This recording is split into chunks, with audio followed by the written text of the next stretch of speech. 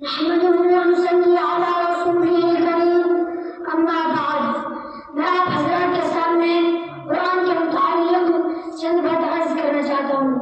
امید ہے آپ میری باتوں کو غور سے سنیں گے. اللہ کے رسول صلی اللہ علیہ وسلم نے فرمایا جس شخص کے دل میں قرآن کریم کا کوئی حصہ بھی محفوظ نہیں وہ ویران گھر کی طرح ہے. قرآن کریم کو یاد کرنے کا بہت بڑا انعام ہے. قرآن یاد کرنے والوں کو اللہ تعالیٰ جنت میں داخل فرمائیں گے اور اس کے ماں باپ کو بھی قیمتی تاج پہنائیں گے. قرآن یاد کرنے سے انسان کا دل زندہ رہتا ہے. میں اپنی تقریر کو ایسے کے ساتھ ختم کرنا چاہتا ہوں. اے مسلمانوں نہ گھبراؤ، اے مسلمانوں نہ گھبراؤ، خدا کی شان باقی ہے. اے مسلمانوں نہ گھبراؤ، خدا کی شان باقی ہے. ابھی اسلام زندہ ہے اور قرآن باقی ہے. السلام علیکم و رحمۃ اللہ.